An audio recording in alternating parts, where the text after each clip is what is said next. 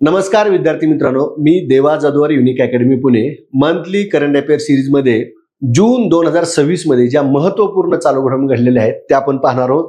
याच्यामध्ये बघा, सुरुवातीलाच जी घटना आहे ती कोणती? संपूर्ण साक्षर राज्य. काय म्हणले वाक्य बघा इथे, संपूर्ण साक्षर राज्य उत्तराखंड आणि कितवे? 6वे. हा भाग महत्वाचा या ठिकाणी बघा. मग आता जून 2026 मध्ये उत्तराखंड हे भारतातील 6वे संपूर्ण साक्षर राज्य घोषित करण्यात आलं. आता कोणत्या योजनेच्या अंतर्गत, कोणत्या कार्यक्रमाच्या अंतर्गत? उल्हास नवभारत साक्षरता अभियानाच्या अंतर्गत हे 6वं राज्य घोषित झाले. आता एमपीएससी परीक्षेचा जर न्यू ट्रेंड बघितला प्रश्नाच्या, मागील ज्या प्रश्नपत्रिका 26 मध्ये झाल्या त्यात जर तुम्ही बघितलं तर हे फक्त 6वं कोणतं राज्य हे माहिती असून उपयोग नाही. याच्या आधीची कोणती राज्य आहेत, त्यांचा साक्षरता दर काय आहे आणि कोणत्या वर्षी त्यांना संपूर्ण साक्षरता राज्य घोषित केले ते देखील पाहणं गरजेचं आहे. मग हा आपल्याला चार्ट पाहिजे आहे. बघा, भारतातलं पहिलं संपूर्ण साक्षर राज्य कुठलं ठरलं? मिझोराम ठरलं. साक्षरता 98.2% आणि कधी? मे 2025 मध्ये. हे लक्षात ठेवावंच लागेल कारण की तशा पद्धतीने आपले प्रश्न येणार आहेत. दुसरं राज्य गोवा ठरलेलं आहे 99.72% मे 2025 मध्ये. तिसरं राज्य ठरलेलं आहे त्रिपुरा 95.6% जून 2025 मध्ये. ही 3 राज्य. त्यानंतरची पुढली राज्य बघा, चौथं राज्य हिमाचल प्रदेश 99.30% साक्षरता सप्टेंबर 2025 मध्ये. त्यानंतर सिक्कीम राज्य ठरलं 99.82% मे 2026 मध्ये आणि उत्तराखंड राज्य ठरलं 98.7% साक्षरता दर जून 2026 मध्ये. ही टोटल 6 राज्य झाली. आता या चार्टवर प्रश्न काय विचार जाईल? पहिलं राज्य कोणतं? मिझोराम. हा एक प्रश्न विचार जाईल. त्याचा साक्षरता दर विचार जाईल. कधी घोषित केलं तो एक भाग. म्हणजे प्रश्न काय येणार हे मी सांगतो. दुसरा प्रश्न काय विचारला जाऊ शकतो?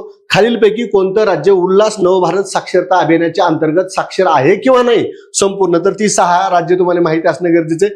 साक्षरता दर माहिती असणं गरजेचं आहे. आणि तिसरा प्रश्न ह्या 2 राज्यावर तयार होईल. तुम्हाला असा प्रश्न विचारला जाईल, आतापर्यंतच्या नवीन आकडेवारीनुसार 2026 मध्ये संपूर्ण साक्षर झालेली राज्य कोणती? तर 2026 मधली राज्य कोणती आहेत? सिक्कीम आणि उत्तराखंड. हा भाग तुम्ही या ठिकाणी लक्षात ठेवा. आता यात एक लक्षात घ्या, उल्हास नवभारत योजना आहे केंद्र सरकारच्या निकषानुसार 95%हून अधिक. हे वाक्य महत्वाचे. 95%हून अधिक साक्षरता गाठणारे राज्य किंवा केंद्रशासित प्रदेशांना पूर्ण साक्षर असा दर्जा दिला जातो. पूर्ण साक्षर राज्याच्या दर्जाचा निकष काय आहे? किती टक्के? 95% या ठिकाणी लक्षात घ्या. त्यानंतर केंद्र सरकारने 2022 मध्ये काय म्हटलं बघा, केंद्र सरकारने हा कार्यक्रम कधी सुरू केला? 2022 मध्ये हा उल्हास कार्यक्रम सुरू केलेला आहे. आणि या अभियानाच्या अंतर्गत काय उद्दिष्ट आहे? 15 वर्षावरील 5 कोटी अशिक्षित व्यक्तींना, बघा काय म्हणलंय, 15 वर्षावरील, हे तर वर्ष महत्वाचे, 15 वर्षावरील 5 कोटी अशिक्षित व्यक्तींना पुढलं काय बघा, मूलभूत साक्षरता आणि संख्याशास्त्र कौशल्यांनी सुसज्ज करण्याचे उद्दिष्ट आहे. नेमक्या या उल्हास कार्यक्रमाचं उद्दिष्ट काय? तो एक मुद्दा. आता हे बघा, ह्या उल्हासचा कधी कधी लॉंग फॉर्म विचारतात.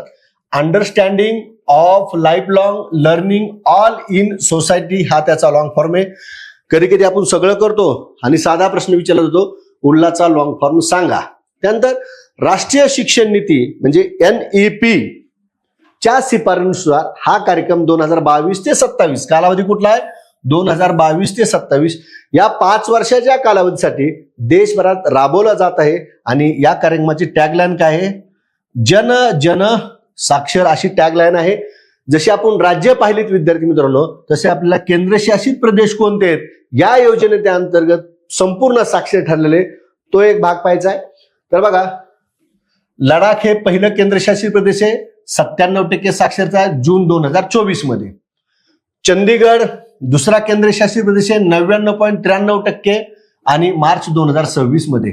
अंदमान निकोबार द्वीप समूह 96% मार्च 2026 मध्ये. मग इथं पण 26 मध्ये चंदीगड आणि अंदमान निकोबार ही 2 केंद्रशासित प्रदेश आहेत. आणि ह्या उल्हास कार्यक्रमाचे 5 उद्दिष्ट कोणते आहेत? तर उल्हास कार्यक्रमाचे 5 मुख्य स्तंभ, काय म्हणलंय, 5 मुख्य स्तंभ कोणते आहेत ते देखील आपल्याला माहिती असणं गरजेचं आहे.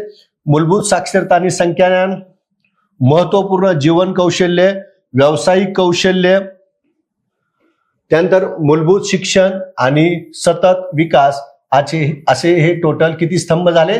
5 उल्हास नवभारत साक्षरता अभियानाचे स्तंभ आहेत. जो आपण उल्हासच्या अंतर्गत टॉपिक पाहिलाय, मी जे त्यातले मुद्दे कव्हर केले त्याच्या बाहेर प्रश्न जाणार नाही, तेवढे केले तरी सफिशियंट आहे. दुसरा आपला जून 2026 मधला टॉपिक आहे व्हिजन डॉक्युमेंट 2026 ते 29. आता ह्यात लक्षात घ्या 26 जून 2026च्या 10व्या बघा काय म्हणलंय 10व्या NCORD बैठकीत केंद्रीय गृहमंत्री अमित शहा यांनी व्हिजन डॉक्युमेंट 2026-29 जारी केले. कोणत्या बैठकीमध्ये, कितव्या क्रमांकाच्या आणि कधी आणि कोणी, यामध्ये 4 प्रश्न तयार होतात ते बघून घ्या. कितव्या म्हणजे 10व्या NCORDच्या बैठकीमध्ये व्हिजन डॉक्युमेंट 2026-29 कोणी सादर केलं? केंद्रीय गृहमंत्री अमित शहा यांनी हे सादर केले. आता उद्दिष्ट काय बघा, ह्या व्हिजन डॉक्युमेंटचं उद्दिष्ट काय आहे सगळ्यात महत्वाचं, पुढील 3 वर्षात काय म्हणले, पुढील 3 वर्षात भारताला अंमली पदार्थाच्या, हे वाक्य महत्वाचं आहे, भारताला अंमली पदार्थाच्या जाळ्यातून बाहेर काढण्याचं काम व्हिजन डॉक्युमेंट 2026-29च्या अंतर्गत करण्यात येणार आहे. आता बघा अंमली पदार्थाच्या तस्करीची तक्रार करण्यासाठी 1933 हा टोल फ्री क्रमांक, हेल्पलाईन क्रमांक काय करणार सुरू केलाय. इथंही प्रश्न तयार होईल, अंमली पदार्थाच्या तस्करीसाठी कोणता टोल फ्री क्रमांक सुरू करण्यात आलाय? 1933. त्यानंतर बघा आता NCORDची स्थापना 22 नोव्हेंबर 2016 झाली. मुख्यालय कुठे? नवी दिल्ली आहे. नार्को कोऑर्डिनेशन सेंटर जे आहे, आता याचा लॉंग फॉर्म आहे काय, नार्को कोऑर्डिनेशन सेंटर, नशामुक्त भारत सप्ताह 17 मे ते 26 जूनच्या दरम्यान साजरा करण्यात आला. आणि इथं जूनच येईल, मे नाही, 17 जून ते 26 जूनच्या दरम्यान साजरा करण्यात आला. आणि संकल्पना काय?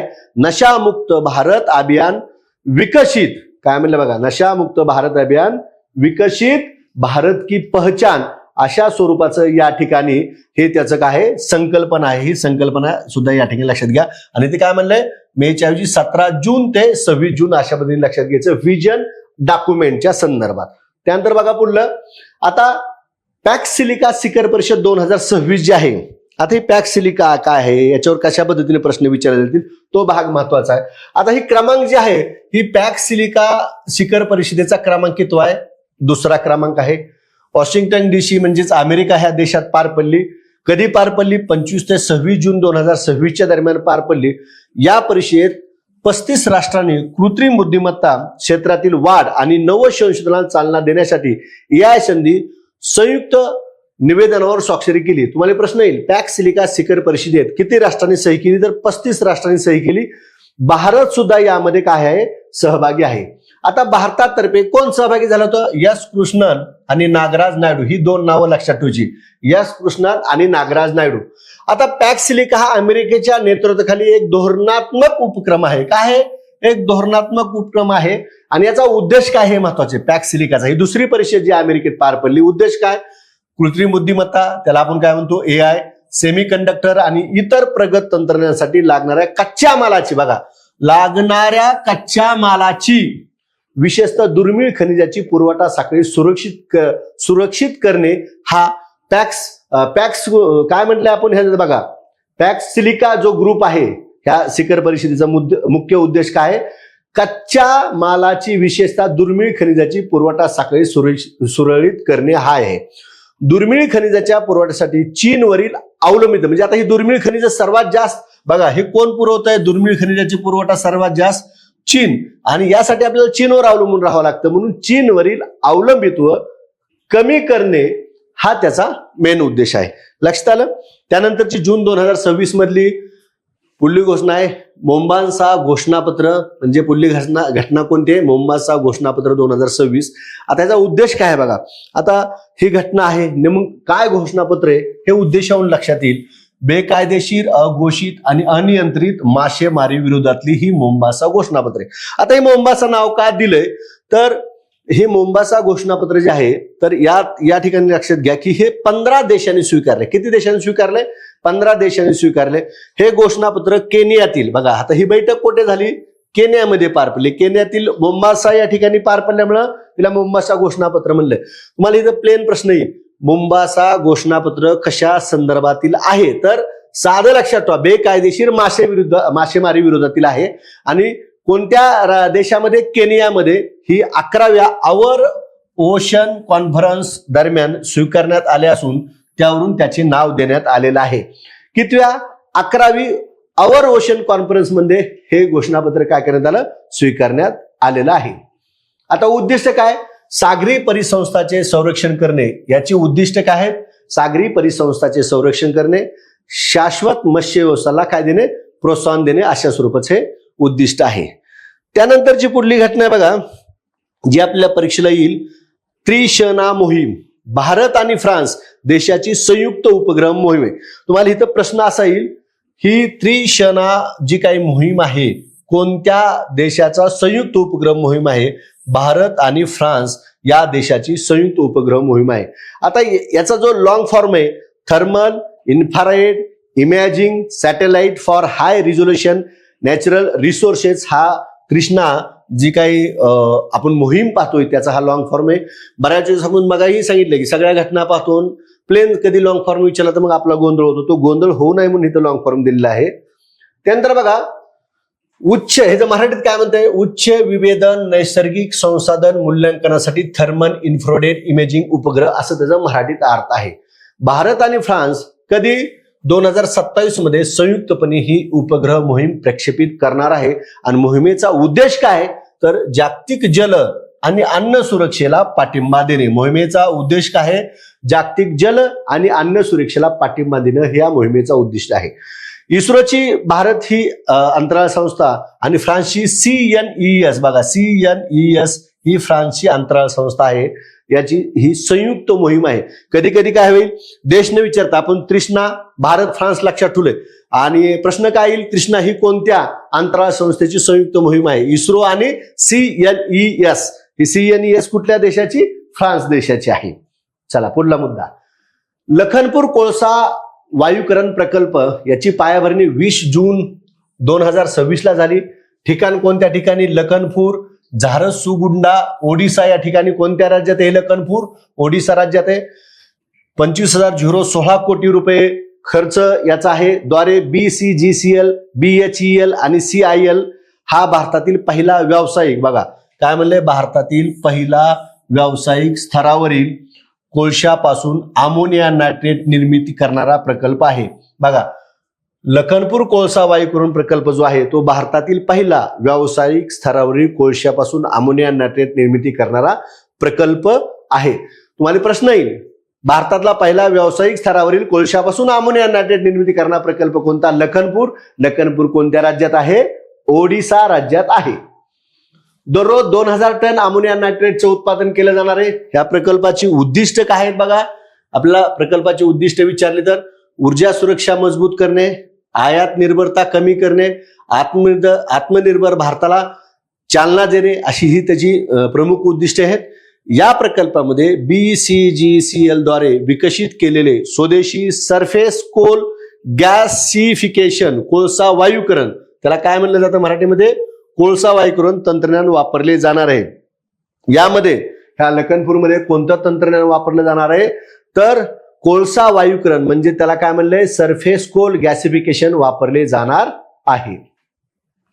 त्यानंतर बघा, अखिल भारतीय फिंगरप्रिंट परिषद 2026. तत्पूर्वी विद्यार्थी मित्रांनो, जून महिन्यापर्यंतच्या म्हणजे जानेवारी 2026 ते जून 2026 पर्यंतची चालू घडामोडीची 6माही आवृत्ती माझी देवा जाधवर ऍपवर PDF स्वरूपात उपलब्ध आहे. तर आवर्जून आपण ती आवृत्ती वाचायची. येणाऱ्या सप्टेंबरच्या परीक्षेसाठी किंवा येणाऱ्या वेगवेगळ्या विभागाच्या परीक्षेसाठी 6माही चालू घडामोडी देवा जाधवर आवृत्ती ही प्रकाशित झाली आणि ती फक्त ऍपवर मिळते, PDF स्वरूपात मिळते, प्रिंट स्वरूपात नाही. त्या PDFची तुम्ही प्रिंट काढू शकता, झेरॉक्स काढू शकता, डाउनलोड करू शकता. तर या ठिकाणी एक लक्षात घ्या, ती आवृत्ती जी आहे ती वाचायला विसरू नका, जेणेकरून 6 महिन्यातल्या सगळ्या घटना तुमच्या कव्हर होतील. आणि विशेष म्हणजे 2025चं जे काही 25 मधल्या घटनाचं 2026चं इयरबुक सुद्धा उपलब्ध आहे देवाजाधवर ऍपवर. आपण त्या ठिकाणी जाऊन ऍप डाउनलोड करून हे 2 आवृत्त्या म्हणजे इयरबुक 2026 आणि चालू घडामोडी 6माही 2026 हे 2 जरी वाचलं, 1.5 वर्षाच्या घटना तुमच्या पूर्ण कव्हर होतात. आता आपण पुढली घटना पाहूया. अखिल भारतीय फिंगरप्रिंट परिषद, बघा क्रमांक कितवी? 26वी. 19 ते 20 जून 2026च्या दरम्यान नवी दिल्ली या ठिकाणी पार पडली. उद्घाटक कोण होतं? अमित शाह होते. आणि ही परिषद कोणी घेतली? राष्ट्रीय गुन्हे नोंदणी ब्युरो NCRB ने घेतली आहे. या परिषदेदरम्यान NCRB ने 4 ऍप्लिकेशन लॉन्च केले. किती ऍप्लिकेशन लॉन्च केलेत? 4 ऍप्लिकेशन. मग यात एक लक्षात घ्या, प्रत्येक लाईनवर प्रश्न तयार होतोय. फिंगरप्रिंट परिषद कितव्या क्रमांकाची, कधी पार पडली, कोठे पार पडली, उद्घाटन कोणी केले, कोणाद्वारे घेण्यात आली, आणि NCRBने या परिषदेच्या दरम्यान 4 ऍप्लिकेशन जे लॉन्च केले त्याची नावं आपल्याला पाहिजेत. अभिज्ञान तत्काळ फिंगरप्रिंट मॅचिंगसाठी, CRPI गुन्हेगारी प्रक्रिया कायद्याअंतर्गत डेटा रेकॉर्ड करण्यासाठी, प्रोसिक्युशन 2.0 पोलीस, सरकारी वकील आणि न्यायालयातील प्रक्रिया डिजिटल समन्वय यासाठी, डिजिटल समन्वयासाठी साधणारी ही प्रणाली, आणि फॉरेन्सिस 2.0 फॉरेन्सिक लॅबोरेटरीज आणि तपास यंत्रणांना डिजिटल जोडणारे प्लॅटफॉर्म. आता बघा हे जे 4 ऍप्लिकेशन आहेत, मी इथे ह्याला VIMP म्हणतो, येणाऱ्या कोणत्या ना कोणत्या परीक्षेमध्ये NCRB द्वारे जे 4 ऍप्लिकेशन लॉन्च करण्यात आल्यात त्यांचं नाव आणि त्यांचं कार्य, हे कार्य आणि नाव हे 4ही तुमच्या समोर आहेत. हे आवर्जून पाठच करून जायचं. या फिंगरप्रिंटमध्ये जे काही परिषद पार पडली, फिंगरप्रिंट परिषद, त्याच्यामध्ये 26व्या ह्याच्यामध्ये NCRBने 4 ऍप्लिकेशन जे लॉन्च केल्यात ते 4ही तुमच्या समोर आपण दिलेले आहेत. आता त्यानंतरची पुढली घटना आहे ISSF ज्युनियर वर्ल्ड चॅम्पियनशिप 2026. कोणाद्वारे? आंतरराष्ट्रीय नेमबाज क्रीडा महासंघाद्वारे. अंडर 21 वयोगटातील खेळाडूसाठीची जागतिक स्पर्धा आहे. ठिकाण कुठे? सुहल हे कुठल्या देशात आहे? जर्मनीमध्ये. कालावधी 16 ते 26 जून 2026 दरम्यान पार पडली. 70 देशातील 800हून अधिक खेळाडूंनी काय केला होता? सहभाग घेतला होता. भारताने या स्पर्धेत 84 सदस्यीय संघ पाठविला होता. अंतिम पदक तालिका जर बघितली, ह्या अंतिम पदक तालिकेमध्ये भारत हा प्रथम क्रमांकावर आहे. 24 पदकं जिंकलेत एकूण, त्यामध्ये 7 सुवर्ण, 8 रौप्य, 9 कांस्य जिंकले. वैयक्तिक तटस्थ खेळाडू म्हणून AIN 6 सुवर्ण जिंकलेत, 5 रौप्य जिंकलेत, 3 कांस्य, अशी 14 एकूण जिंकलेत वैयक्तिक तटस्थ खेळाडूंनी. आणि इटली तिसऱ्या क्रमांकावर 6 सुवर्ण, 2 रौप्य, 2 कांस्य, अशी टोटल किती जिंकलेत? 10 जिंकलेत. या स्पर्धेमध्ये एक जागतिक विक्रम झालाय. 10 मीटर एअर रायफल मिश्र सांघिक स्पर्धेत अभिनव शॉ, हे नाव लक्षात ठेवायचे, अभिनव शॉ आणि शांभवी क्षीरसागर या दोघांनी 505.8 गुणासह नवीन ज्युनियर विश्वक्रम प्रस्थापित करत सुवर्ण पदक जिंकले. भारतीय खेळाडू आहेत हे. लक्षात आलं? तर बघा हे महत्वाचे आपल्याला अंतिम पदक तालिका कोणत्या स्पर्धेतील? ज्युनियर वर्ल्ड चॅम्पियनशिप 2026 या स्पर्धेतील. बरोबर आहे. आता त्यानंतर आशियाई सिनियर तलवारबाजी फेन्सिंग चॅम्पियनशिप, ही देखील कितव्या क्रमांकाची? 26व्या क्रमांकाची. ठिकाण कुठे? भारत मंडपम, नवी दिल्ली. भारतात ही स्पर्धा प्रथमच पार पडली. कोणती? आंतरराष्ट्रीय म्हणजे आशियाई सिनियर तलवारबाजी फेन्सिंग, त्याला म्हणतो आपण इंग्लिशमध्ये, चॅम्पियनशिप 2026 भारतात प्रथमच पार पडली. 19 ते 24 जून 2026 दरम्यान. आणि भारतीय संघाचं नेतृत्व कोणी केले? CA भवानी देवी यांनी भारतीय संघाचं नेतृत्व केलेलं आहे. यामध्ये 24 खेळाडू सहभागी झाले. आणि 24 मध्ये 12 महिला आणि 12 पुरुष आहेत. शुभंकर काय होता? लक्ष्य नावाचा शुभंकर होता या स्पर्धेचा, जो एका बंगाल टायगरच्या रूपातील तलवारबाज होता. हा शुभंकर. ब्रीदवाक्य काय? एक स्वप्न, एक तलवार, एक गौरव, असं हे ब्रीदवाक्य ह्या स्पर्धेचं. आणि या स्पर्धेमध्ये अंतिम पदक तालिकेत भारताने एकही पदक जिंकलं नाही. जपान 15 पदकं जिंकून प्रथम स्थानी आहे. यामध्ये 6 सुवर्ण, 5 रौप्य, 4 कांस्य जिंकले जपाननं. दक्षिण कोरिया 4 पदकं टोटल जिंकलेत. ह्या 4 मध्ये 4ही सुवर्ण पदकं जिंकलेले आहेत. रौप्य आणि कांस्य एकही जिंकलेलं नाही. कझाकिस्तान तिसऱ्या क्रमांकावर आहे. 2 सुवर्ण आहेत, रौप्य 0 आहेत, कांस्य 0 आहेत, आणि टोटल किती आहेत? 2. अशा पद्धतीने हा भाग तुम्ही लक्षात ठेवू शकता.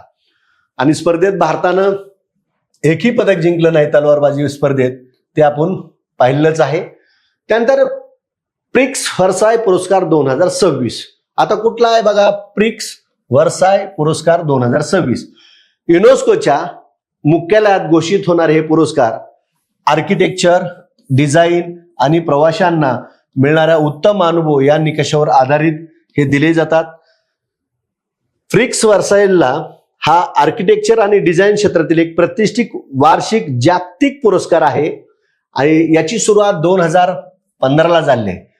अंदानी एअरपोर्ट होल्डिंग लिमिटेड AAHL या भारतातील सर्वात मोठ्या खाजगी एअरपोर्ट ऑपरेटरला आर्किटेक्चर आणि डिझाईन क्षेत्रातील जगातील सर्वात प्रतिष्ठित पुरस्कार प्रिक्स व्हर्सायकडून जागतिक मान्यता मिळाली आहे. जगातली जी काही सुंदर 7 विमानतळाचा समावेश आहे, या सुंदर 7 विमानतळामध्ये भारतातील 2 विमानतळाचा समावेश आहे. जो प्रिक्स वर्साय पुरस्कार आहे, युनेस्को तर्फे देण्यात येणारा 2015 पासूनचा हा वार्षिक पुरस्कार आहे. आणि आता आपल्याला अभिमानाची गोष्ट म्हणजे सुंदर 7 विमानतळामध्ये भारतातील 2 विमानतळाचा समावेश आहे. आणि मी इथं तुम्हाला आधीच सुरुवातीला सांगतो, हे देखील FIIMP आहे.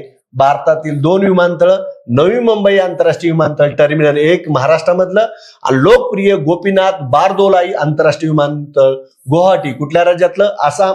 हे दोन्ही विमानतळाची नावं पाठच पाहिजेत. जगातल्या 7 सुंदर विमानतळामध्ये भारतातील 2 विमानतळाचा समावेश म्हणून ही नावं माहिती पाहिजेत. आता नवी मुंबई विमानतळाचं काय आहे बघा, याच्या टर्मिनल 1च्या कमळाच्या फुलापासून प्रेरित असलेल्या डिझाईनसाठी आणि भविष्यातील तंत्रज्ञानासाठी जागतिक मान्यता मिळाली. कमळाच्या फुलापासून ही डिझाईन केलेली आहे त्या विमानतळावर. आणि गुवाहाटीचं जे आहे गोपीनाथ बारदोलाई विमानतळ, त्याचं वैशिष्ट्य काय आहे तर बांबू आणि स्थानिक संस्कृतीच्या सौंदर्य आधारित शाश्वत डिझाईनसाठी गौरवण्यात आले आहे. ईशान्य भारत सांस्कृतिक वारसा दर्शवतो, त्याचं हे तिथं प्रतिबिंब आहे. तर हे देखील तुम्हाला माहित असणं गरजेचं आहे की कशासाठी बांबू पासून बनवले, स्थानिक संस्कृतीच्या सौंदर्यावर ते आधारित आहे. आता ही विमानतळ जे आहेत जगातली 7 ते आपल्याला माहिती असावीत. ग्वांगझोऊ बायसून विमानतळ चीन मधलं, फ्रँकफर्ट विमानतळ जर्मनी मधलं, टेको विमानतळ कंबोडिया मधलं, सॅन डिएगो विमानतळ अमेरिकेमधलं, पीटर्सबर्ग विमानतळ अमेरिकेमधलं, आणि नवी मुंबई विमानतळ भारत, आणि गुवाहाटी विमानतळ भारत. दोन्हीची वैशिष्ट्ये पण त्या ठिकाणी मी सांगितलेली आहेत. त्यानंतर शाप महिला करंडक 2026 पणजी गोवा या ठिकाणी 25 मे ते 6 जूनच्या दरम्यान 8व्या क्रमांकाची सॅप महिला करंडक ही स्पर्धा पार पडली. आणि या स्पर्धेमध्ये अंतिम सामना पंडित जवाहरलाल नेहरू स्टेडियम फातोर्डा पणजी या ठिकाणी पार पडलं. सहभागी संघ जे आहेत भारत, बांगलादेश, नेपाळ, भूतान, श्रीलंका, मालदीव हे 6 संघ सहभागी होते. किती संघ? 6. आणि यामध्ये हा सॅप महिला करंडक जो आहे भारताने कितव्यांदा जिंकला? 6व्यांदा. भारताने यावर्षी कोणला हरवलं? बांगलादेशचा 3-1 पराभव केला. कितीनं? 3-1 पराभव केला. आणि भारताने आतापर्यंत ही काही 6 वेळेस स्पर्धा जिंकली. 2010ला पहिल्यांदा, 2012ला दुसऱ्यांदा, 2014ला तिसऱ्यांदा, 2016ला चौथ्यांदा, 2019ला 5व्यांदा आणि 2026ला 6व्यांदा. हे देखील पाठ करणं अपेक्षित आहे. भारतानं कोणला हरवलं यावर्षी? बांगलादेशला हरवून भारतानं 6व्यांदा जिंकलेली आहे. आता फेअर प्लेयर पुरस्कार जो आहे तो नेपाळ संघाला मिळाला आहे. सर्वोत्कृष्ट गोलरक्षक पथोई चानू एलंगबम कुठला देश? भारत. सर्वोत्कृष्ट 4 गोल करणारा खेळाडू अवेका सिंग कुठला देश? भारत. आणि सर्वोत्कृष्ट खेळाडू सानाफिदा नोग्रम आहे. त्यानंतर फ्रेंच ओपन टेनिस स्पर्धा किंवा ग्रँड स्लॅम टेनिस स्पर्धा जे काही वेगवेगळ्या 4 आहेत त्यातली जूनमध्ये पार पडलेली फ्रेंच ओपन टेनिस स्पर्धा जी काही 26ची आहे ह्यातला विजेता उपविजेता आपल्याला पाहायचा आहे. मग महिला गटातील विजेता जी आहे मीरा आंद्रीव आहे. देश कुठला आहे तिचा? रशिया. आणि तिनं कोणाला हरवलंय? माझा चाविलिक्स्का पोलंड देशाचे आहे. जरा नावं अवघड तुम्ही स्क्रीनवर बघून घ्या. पुरुष गटामध्ये अलेक्झांडर झवेरेव हा जर्मनीचा आहे आणि त्यांनी फ्लॅग ह्युओ कोंबोलियाला हरवले. आणि हा कोंबोली कुठल्या देशाचा? इटलीचा आहे. अलेक्झांडर झवेरेवचे हे पहिलेच ग्रँड स्लॅम आहे. आता हे झवेरेवने जी काही स्पर्धा जिंकली फ्रेंच पहिलेच आहे त्याचं. अलेक्झांडर झवेरेव 89 वर्षांनंतर फ्रेंच ओपनचे विजेतेपद जिंकणारा जर्मन खेळाडू ठरलाय. हा जर्मनीचा आहे. 89 वर्षांनंतर जिंकले. 1937 मध्ये जर्मनीच्या हेनर हेंकोलोने ही स्पर्धा जिंकली होती. आणि जवळजवळ 89 वर्षांनंतर अलेक्झांडरने ही स्पर्धा जिंकली. त्यामुळं महिला गट पुरुष गट जे आहे हे दोन्हीचं आपल्याला माहिती असणं गरजेचं आहे. मीराचे हे पहिलेच ग्रँड स्लॅम जेतेपद आहे. युक्रेन युद्धामुळे रशियाच्या ध्वजाचा वापर करण्यास बंदी असल्यामुळे तिने तटस्थ खेळाडू म्हणून या स्पर्धेत भाग घेतलेला आहे. कोणी? मीरा आंद्रेव. देश कुठला म्हणलंय? रशिया. आणि इथं वाक्य काय म्हणलंय? मीराचे हे पहिलेच ग्रँड स्लॅम आहे, परंतु ती रशियाची जरी असली तरी युक्रेन रशियन युद्धामुळे तिला ध्वजाचा वापर करण्यास बंदी असल्यामुळे तिने तटस्थ खेळाडू म्हणून या स्पर्धेत भाग घेतला आणि ती ह्या स्पर्धेतली महिला गटाची विजेता ठरलेली आहे. आता ही जागतिक योगासन स्पर्धा जी आहे ही पहिलीच आहे आणि ही पहिलीच असल्यामुळे ह्याला मी IMP असं म्हणेन. भारतानं या ठिकाणी ह्या योगासनाची सुरुवात करायला जगाला सांगितलं किंवा त्या पद्धतीने युनेस्कोनी मान्यता दिली आणि सुरुवात झाली योगा दिनाची. तसंच योगासन स्पर्धा पहिली भारतात पार पडली आणि ती योगासन भारत, वर्ल्ड योगासन आणि भारतीय ऑलिम्पिक संघटनेच्या माध्यमातून ही पहिली जागतिक योगासन स्पर्धा 4 ते 8 जून 2026च्या दरम्यान अहमदाबाद, गुजरात या ठिकाणी पार पडली. उद्घाटन पंतप्रधान मोदी यांनी व्हिडिओ संदेशाद्वारे केले आणि या स्पर्धेचा वीर द लायन हा काय आहे, शुभंकर आहे. 70हून अधिक देशातील 500हून अधिक खेळाडूंचा या स्पर्धेत सहभाग होता. अंतिम पदक तालिकेमध्ये भारतानं 114 पदकं जिंकली. ह्या 114 मध्ये 102 सुवर्ण आहेत, 9 रौप्य आहेत, 3 कांस्य पदकं जिंकलेत. भारत पदक तालीत प्रथम क्रमांकावर आहे. जपाननं 3 सुवर्ण, 3 रौप्य, 5 कांस्य अशी एकूण 11 पदकं जिंकली आहेत. अर्जेंटिनानं 2 सुवर्ण, 3 कांस्य आणि 3 रौप्य जिंकलेत, कांस्यपद 1 पण नाही. असे टोटल अर्जेंटिना 5 पदके जिंकून तिसऱ्या स्थानावर आहे. म्हणजे भारत, जपान, अर्जेंटिना. तुम्ही बघितलं असेल अलीकडे प्रश्नाच्या ट्रेंडमध्ये पदक तालिकेवर देखील योग्य जोड्या जुळू असं म्हटलेलं आहे. तसे प्रश्न विचारतात, त्यामुळे पदक तालिका अंतिम करणं गरजेचे असतं. बघा, अर्जेंटिनाचा एकमेव खेळाडू बिला बाराज हिने 2 सुवर्ण आणि 3 रौप्य पदके जिंकून आपल्या देशाला तिसरे स्थान मिळवून दिले. एकाच खेळाडूनं इथं जी 5 पदकं आहेत तर त्यामध्ये 2 सुवर्ण आणि 3 रौप्य. कोणी? बिला बाराजा. आता याचं हेच सेपरेट का घेतले तर एकाच खेळाडून त्या अर्जेंटिनाच्या 5 योगासनामध्ये पदकं जिंकले म्हणून ते आपल्याला विचारलं जाईल. त्यानंतर विवाटेक परिषद जी पार पडली, युरोपमधील सर्वात मोठी काय आहे बघा. विवाटेक परिषद नेमकी काय आपण पाहूया. काय म्हणलंय, युरोपमधील सर्वात मोठी तंत्रज्ञानी स्टार्टअप शिखर परिषद आहे. सर्वात मोठी. ठिकाण पॅरिस, फ्रान्स. 17 ते 20 जून 2026च्या दरम्यान 10व्या क्रमांकाची 72चे पंतप्रधान नरेंद्र मोदी उपस्थित होते याला. आणि या ठिकाणी मोदींनी जबाबदार AI गव्हर्नन्ससाठी मानव हे विशेष सूत्र मांडलं. मॉरल, अकाउंटेबल, नॅशनल, ऍक्सेसेबल आणि व्हॅलिड अशा स्वरूपाचा या मानवचा लॉंग फॉर्म आहे. AI गव्हर्नन्ससाठी मानव हे विशेष सूत्र मांडलं, हे या ठिकाणी लक्षात घ्या. या परिषदेत भारत हा अधिकृत AI कंट्री पार्टनर, बघा काय AI कंट्री पार्टनर म्हणून भारत देश सहभागी झाला होता विवाटेक परिषदेमध्ये. 2026 वर्ष भारत आणि फ्रान्सचे नवोन्मेष वर्ष म्हणून भारत आणि फ्रान्स 2026 साजरं करत आहे. त्यानंतर बघा, पुढली घटना कोणती. 3 स्वदेशी युद्धनौका नौदलात दाखल. काय म्हटलंय, 3 स्वदेशी युद्धनौका कोठे दाखल, नौदलात दाखल झाल्यात, सामील झाल्यात. कधी झाल्यात, 21 जून 2026ला राष्ट्रार्पण केलंय कुणी, पंतप्रधान नरेंद्र मोदी यांनी केलं. श्याम प्रसाद मुखर्जी बंदर कलकत्ता या ठिकाणी. आणि ह्या 3 युद्धनौकेची नावं जी आहे ती INS दुनागिरी हे एक नाव आहे, त्यानंतर INS अग्रे एक नाव आहे आणि INS संशोधक हे एक नाव आहे. आता मग INS संशोधक बघा, एकाच वेळी सलग 12,000 किलोमीटर पर्यंत प्रवास करू शकते. हे सर्वे वेसल म्हणजे लार्ज मालिकेतील 4थे जहाज आहे. समुद्राचे सर्वेक्षण करण्याचं काम कोण करतं, INS संशोधक. बघा, INS संशोधकाचं काम काय आहे, समुद्राचं सर्वेक्षण करणे. त्यानंतर 2 नंबरची INS दुनागिरी आहे. INS दुनागिरी प्रोजेक्ट 17चे 5वे स्टील फ्रेग्रेंट युद्धनौका आहे. रडारवर ते एक लहान बोटीसारखे दिसते, त्यामुळे ते शोधता येत नाही. आता तिसरी आहे INS अग्रे. INS अर्नाळा क्लासचे 4थे anti submarine warfare shallow water craft म्हणजे उथळ पाण्यातील युद्धनौका आहे. हे बंदरावर तैनात असलेल्या शत्रूच्या पाणबुड्याचा शोध घेऊन त्यांना लक्ष्य करू शकते. याचं फंक्शन काय या ठिकाणी दिलेलं आहे. त्यानंतर G7 शिखर परिषद 52व्या क्रमांकाची दुसऱ्यांदा फ्रान्समध्ये पार पडते. कितव्या क्रमांकाची, 52व्या. आणि यापूर्वी पहिल्यांदा 29व्या क्रमांकाची 2003 मध्ये पार पडली होती. G7 शिखर परिषद 52व्या क्रमांकाची फ्रान्समध्ये 15 ते 17 जून 2026च्या दरम्यान. 2026 मधील G7चे अध्यक्षपद कुठल्या देशाकडे, फ्रान्सकडे. अध्यक्ष कोण आहेत, एम्युन्युअल मॅक्रॉन हे फ्रान्सचे राष्ट्राध्यक्ष आहेत. ते G7 52व्या परिषदेचे अध्यक्ष आहेत.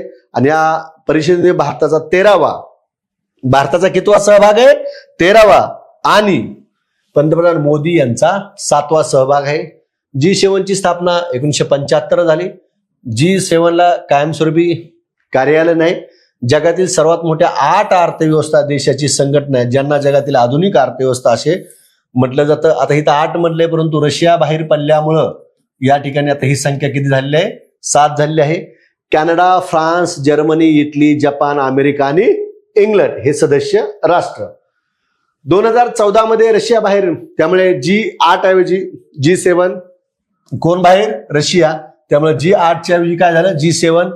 याची सुरुवात 1975 मध्ये G6 म्हणून झाली होती.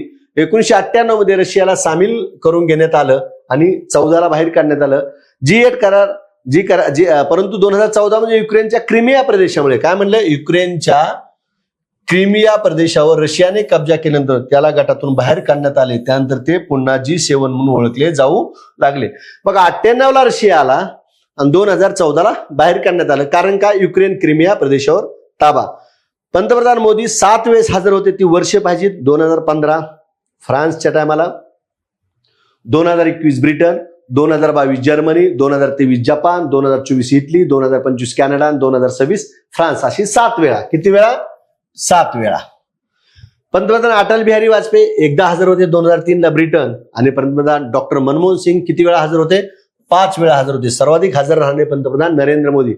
2005ला ब्रिटनला मनमोहन सिंग, 2006ला रशियाला, 2007ला जर्मनीला, 2008ला जपानला, 2009ला इटलीला हजर होते.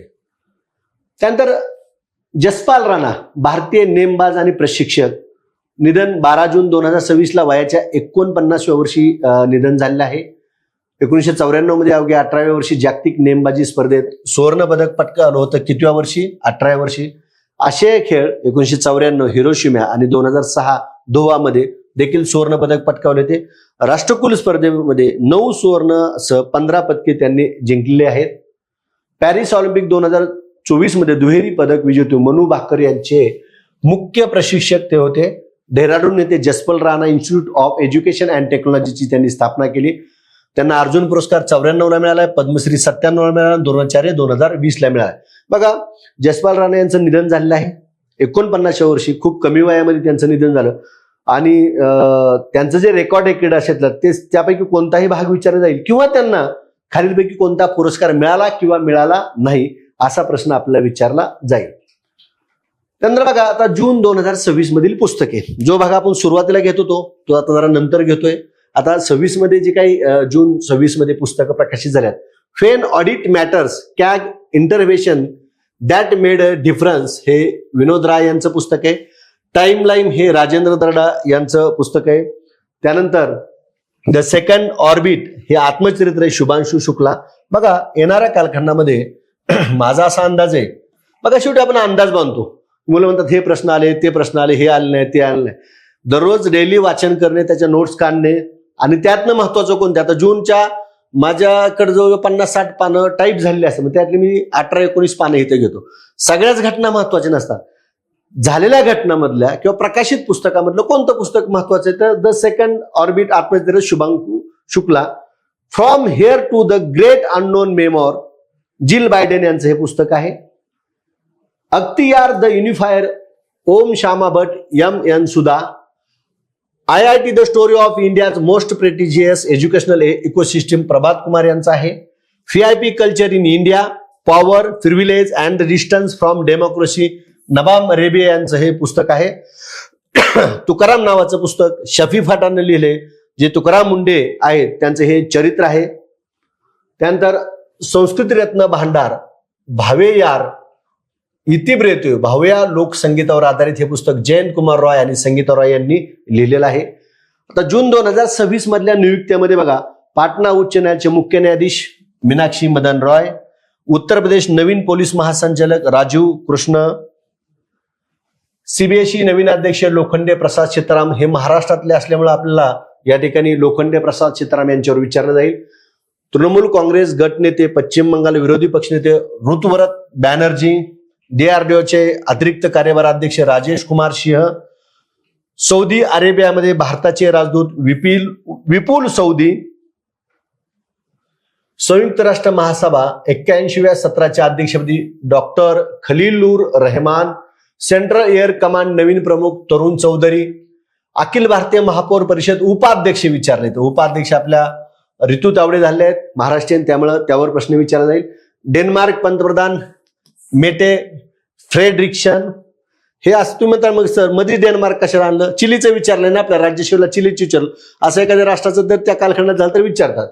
मुंबई उच्च न्यायालय हंगामी मुख्य न्यायाधीश रवींद्र घुगे हंगामी. नवे लष्कर प्रमुख धीरज शेठ 31 ऑगस्ट 2028 पर्यंत असणार आहे धीरज शेठ. जागतिक बँक भारताचे कार्यकारी संचालक नीलकंठ मिश्रा. भारतात UN वुमेन नवीन प्रतिनिधी शोको इशिकावा. व्हॅटिकन संचार विभाग पहिल्या प्रमुख मारिया मॉन्सोरॉट अल्वाराडो. बांगलादेश क्रिकेट मंडळ अध्यक्ष तमीम इक्बाल. अखिल भारतीय चित्रपट महामंडळाच्या अध्यक्षपदी मेघराज राजे भोसले. लोकानियुक्त न्यायिक सदस्य रश्मी शुक्ला, ज्या महासंचालक होत्या महाराष्ट्राच्या पहिल्या महिला पोलीस. LGL संचालक कुमार शंकर. दक्षिण कोरिया पंतप्रधान हान सेवंग सुक. तुर्की नवीन राजदूत Rudra Gaurav. Bharatiya Vidyabhavan Banwarilal Purohit. Big Basket CEO Amit Nanda. राष्ट्रीय सांख्यिकी आयोगाचे अध्यक्ष डॉक्टर सैबल चट्टोपाध्याय. दूरसंचार उद्योग संघटना cellular operator association of India COAI चे अध्यक्ष राहुल वश्य. स्लोकियाचे राजदूत विश्वास सपकाळ महाराष्ट्रातले आहेत. भारताचे सॉलिसिटर जनरल तुषार मेहता 2018 पासून त्यांची तिसऱ्यांदा पुनर्नियुक्ती करण्यात आली आहे. कबड्डी फेडरेशन ऑफ इंडियाचे चेअरमॅन पुनीत बालन. मेटाचे व्हॉट्सअप नवीन ग्लोबल हेड कुणाल शहा यांच्यावर प्रश्न विचारला जाईल. इथिओपियाचे पंतप्रधान Abiy Ahmed Ali. Prosperity party IB चे प्रमुख महेश दीक्षित, मूळचे महाराष्ट्रीयन, नाशिकचे आहेत. IB प्रमुख महेश दीक्षित. पश्चिम बंगाल व्हिजन 2028 चा कार्यक्रम प्रमुख अशोक दिंडा, जो काय बॉलर होता इंडियन, त्याला निवडलेला आहे. ओपन AI भारताचे व्यवस्थापकीय संचालक प्रभजित सिंग ह्या जून 2026 मधील नियुक्ती आहेत. आता जून 2026 मधील जे काही महत्वाचे पुरस्कार आहेत दिलेले ते आपल्याला पाहिजेत सगळे. फूड प्लॅनेट पुरस्कार आंध्र प्रदेश सामुदायिक व्यवस्थापन नैसर्गिक शेती APCNF. शाहू पुरस्कार 2026 जयसिंगराव पवार यांना मरणोत्तर पहिल्यांदा देण्यात आला मरणोत्तर पुरस्कार 40व्या क्रमांकाचा तो. प्रिन्सेस ऑफ ॲस्टुरियास क्रीडा पुरस्कार लिओनेल मेसीला. सॅट लॉफ पुरस्कार सौरयंत्राशी संबंधित doctor Jija Khandekar. UN military gender advocate of the year major Abhilasha Barak. बिरर बुक्स आणि general Douglas MacArthur military leadership writing पुरस्कार मेजर प्रभात मिश्रा. इज गोल्ड मेडल गौतम डे. कृषीरत्न पुरस्कार डॉक्टर संजय पाटील. बालगंधर्व जीवनगौरव Ashok Saraf. Grand cross of the order of the British empire Parveen Kumar. Wolf पारितोषिक भौतिकशास्त्रातलं जनेंद्र के जैन, पहिले भारतीय. कॉमोजेटिव्ह फर्मियनचा शोध त्यांनी लावलेला आहे. बालगंधर्व पुरस्कार चंद्रकांत काळे. तिथं जीवनगौरव आहे, इथं पुरस्कार आहे. मुंबई चित्रपट महोत्सव सुवर्ण शंख पुरस्कार सिल्वर पोलंड देशाचा चित्रपट आहे. मृदा शेतकरी विल शर्मान वल्लुवनला मिळालेला आहे तमिळनाडूचे. अर्थ प्राइज विवान छाव छारिया आरियाना अग्रवाल अनन्या मेहता या तिघांना देण्यात आलेला आहे अर्थ प्राइज. राष्ट्रीय गव्हर्नन्स पुरस्कार आरोग्य धमनी नंदुरबार, कडेपूड ग्रामपंचायत आणि पुणे 360 महानगरपालिका. Guardian of the blue horizon सेशेसचा 44वा नागरी पुरस्कार हा नरेंद्र मोदी यांना मिळाला आहे. जून 2026च्या प्राप्त आकडेवारीनुसार आतापर्यंत नरेंद्र मोदीला मिळालेले नागरी पुरस्कार एकूण किती असा प्रश्न, तर 34. सेशेल देशामध्ये ज्या त्यांनी कासवाला अन्न खाऊ घातलं त्याचं नाव तुम्ही कमेंट बॉक्समध्ये नाव टाका. या सेशेल देशाचा दौरा केला होता जून एंडिंगला आणि 34वा नागरी पुरस्कार त्यांना मिळालाय. आणि याच महिन्यामध्ये त्यांना order of the white double cross Slovakia देशाचा देखील हा 33वा क्रमांकाचा पुरस्कार या ठिकाणी मिळाला होता. त्या कासवाला जे खाऊ घातलं ते 194 वर्षाचं कासव आहे. किती? 194. Indian athletics award of the year पुरुष गटातला Neeraj Chopra. Indian athletics award of the year महिला गटात पूजा सिंग आणि पुरुष गटात नीरज चोप्रा. त्यानंतर बघा जून 2026 मधील ऑपरेशन नस्त्र. जून 2026 मध्ये इराणचा इस्रायल हल्ला केला होता, त्याला ऑपरेशन नस्त्र आहे. ऑपरेशन मिलाप बेपत्ता व्यक्तीचा शोध गुजरात पोलीस. ऑपरेशन डेल्टा हट गुजरातमध्ये बेकायदेशीर बांगलादेशी वास्तव नागरिक विरोधात मोहीम उभारली होती. ऑपरेशन शेरूवाली बहुसंस्थात्मक दहशतवाद विरोधी मोहीम जम्मू काश्मीर राजौरी जिल्हा. ऑपरेशन अॅम्युअल हंट सायबर फसवणुकीविरुद्ध गुजरात पोलिसांनी.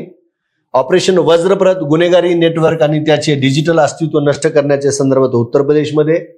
ऑपरेशन सायहॉक 50 सायबर गुन्हेगारी आणि ऑनलाईन फसवणुकीविरोधात दिल्ली पोलिसांनी.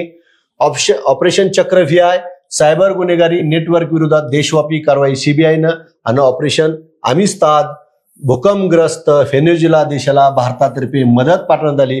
जून मधलं सगळ्यात महत्वाचं तिथं 7.2 आणि 7.5 रिश्टर स्केलचे भूकंप झाले. 100 वर्षांचा सर्वात मोठा भूकंप झाला आणि या व्हेनेझुएला देशाच्या भूकंपग्रस्त लोकांना मदत करण्यासाठी ऑपरेशन आमिस्ताद हे ऑपरेशन म्हणजे मैत्री हा त्याचा अर्थ आहे भारतातर्फे राबवण्यात आलं. आता जून 2026 मधील परीक्षेला जाता जे महत्वाचे मुद्दे ते पाहूया. बघा, जून 2026 मधील पंतप्रधान नरेंद्र मोदी यांचा फ्रान्स आणि स्लोव्हेकियाचा हा जो काय दौरा होता तो कितवा दौरा होता? 100वा दौरा होता. हे 100वा दौरा असल्यामुळे आपल्याला कदाचित यावर विचार जाईल. त्यानंतर ड्रोन आधारित टपाल प्रसारण सेवा, मंडी मुख्य टपाल कार्यालय आणि रेहदर. बघा काय म्हणलंय, कुठलं कार्यालय? मंडी मुख्य कार्यालय आणि रेहदर शाखा टपाल कार्यालय हे कुठल्या राज्यात आहे? हरियाणा यांच्या दरम्यान ही सेवा सुरू करण्यात आली.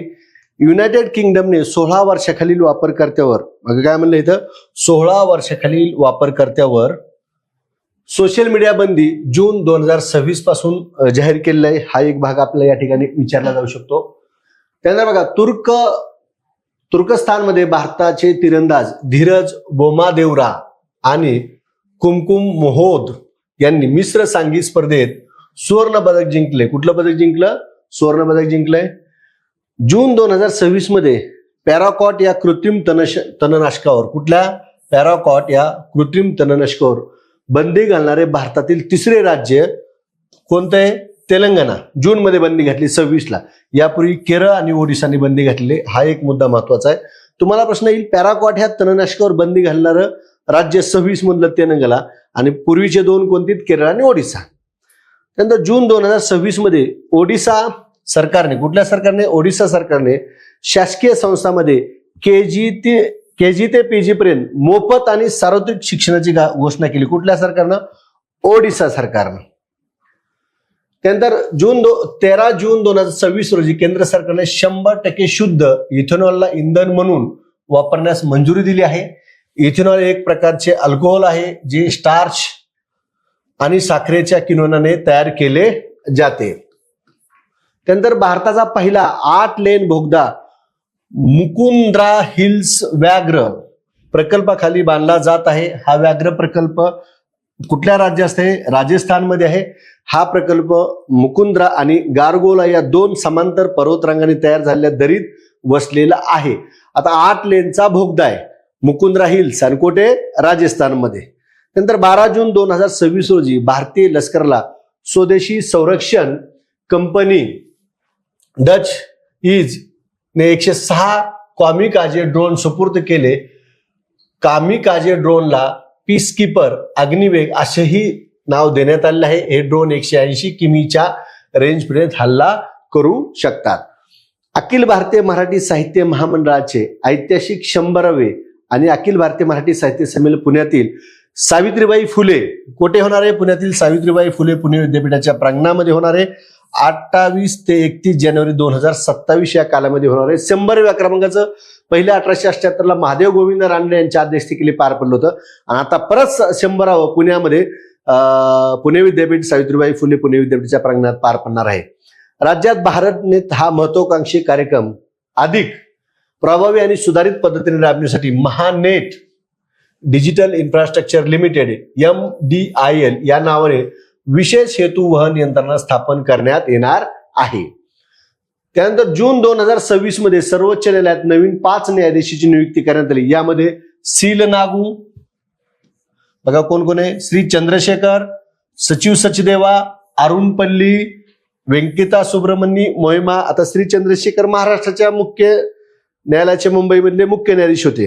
त्यांच्या व्यतिरिक्त रवींद्र गोगोई यांनी श्री चंद्रशेखर सर्वोच्च न्यायालयामध्ये गेले.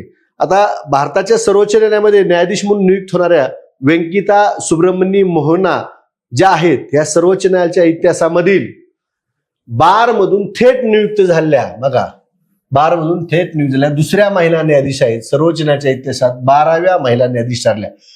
बारमधून थेट सर्वोच्च न्यायालयात नियुक्त होणाऱ्या महिला न्यायाधीशचं नाव काय?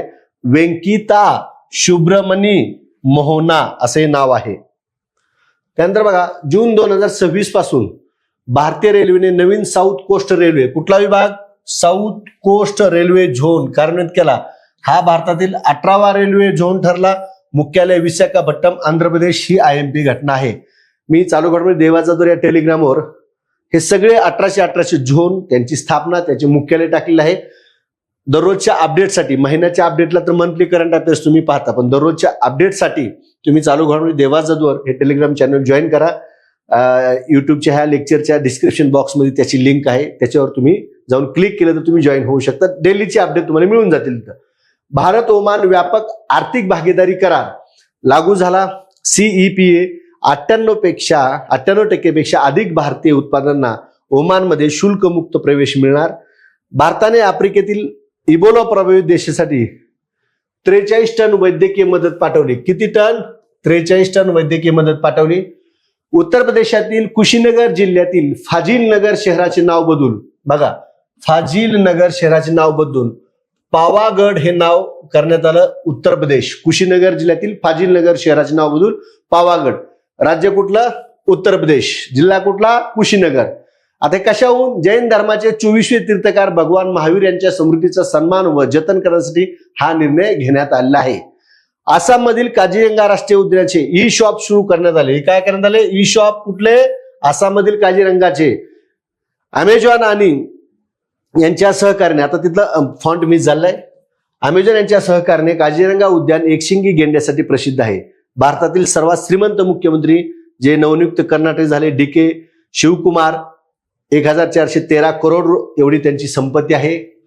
केंद्रीय विज्ञान आणि तंत्रज्ञान मंत्रालयाने जल क्षेत्रातील नवोपक्रम आणि शाश्वत उपायांना प्रोत्साहन देण्यासाठी महाजल अभियान सुरू केलेलं आहे. केंद्रीय ईशान्य प्रदेश विकास मंत्रालयाने आसामच्या मुगा रेशीम क्षेत्राला जागतिक स्तरावर स्पर्धात्मक आलिशान वस्त्र परिसंस्थेत रूपांतरित करण्यासाठी मिशन सेने हजोरी सुरू केले. कुठलं? मिशन सेने हजोरी. जागतिक खाद्य मार्गदर्शक टेस्ट ॲटलासच्या जगातील सर्वात प्रतिष्ठित सँडविचच्या यादीत मुंबईच्या अशोका वडापावला, मुंबईच्या कुठल्या वडापावला? अशोका वडापावला 25वे स्थान देण्यात आले. तळागाळातील उद्योजकता आणि नवोन्मेषणाला प्रोत्साहन देण्यासाठी नवाचार मंत्र हा उपक्रम कौशल्य विकास आणि उद्योजकता मंत्रालयाद्वारे सुरू करण्यात आला. स्तनाच्या कर्करोगाच्या लक्षित उपचारासाठी gene सायलेसिंग nano medicine platform Agarkar संशोधन संस्था AR पुणे संस्थेने विकसित केलेला आहे.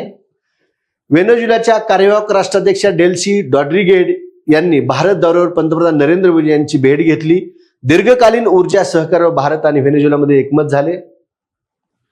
भारतीय वायुसेनेने सुखोई Su-30 MKI लढाऊ विमान पहिल्यांदाच नवी मुंबई आंतरराष्ट्रीय विमानतळावर उतरवले. जून 2026 मध्ये रशियाने भारताला S-400 हवाई संरक्षण प्रणाली सोपविली. भारताने 2018 मध्ये 5 S-4 हवाई संरक्षण प्रणालीसाठी रशियासोबत S-443 अब्ज डॉलरचा करार केलेला आहे. नंतर जयप्रकाश नारायण पक्षी अभयारण्य सुरला ताल बलिया उत्तर प्रदेशाला भारताचे 100वे रामस्थळ, भारतातलं 100वे रामस्थळ जयप्रकाश नारायण पक्षी अभयारण्य सुरहा ताल घोषित करण्यात आले. आशियातील सर्वाधिक रामसर स्थळ या ठिकाणी भारतात आहेत आणि जगात या संदर्भात भारत रामसर स्थळाच्या संदर्भात कितव्या स्थानावर आहे? 3ऱ्या स्थानावर आहे. भारताचा युवा ग्रँडमास्टर R प्रज्ञानंदने इतिहास रचत नॉर्वे चेस 2026 चे विजेतेपद पटकावले आहे.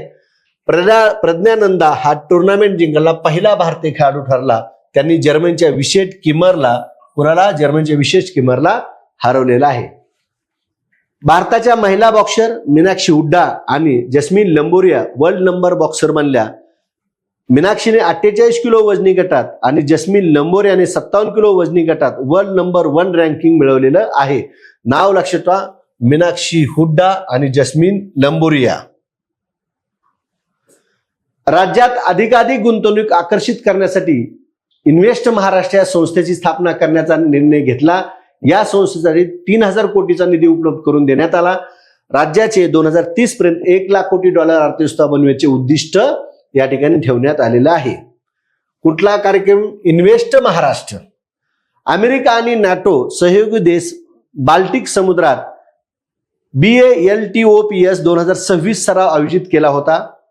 त्यानंतर बाबा धालीवाल या नावाने प्रसिद्ध असलेले महान भारतीय गोळाफेकपटू बाबा धालीवाल बलविंदर सिंग धनीवाल यांचे जून 2026 मध्ये निधन झाले. त्यांना 1987चा अर्जुन पुरस्कार मिळाला आहे.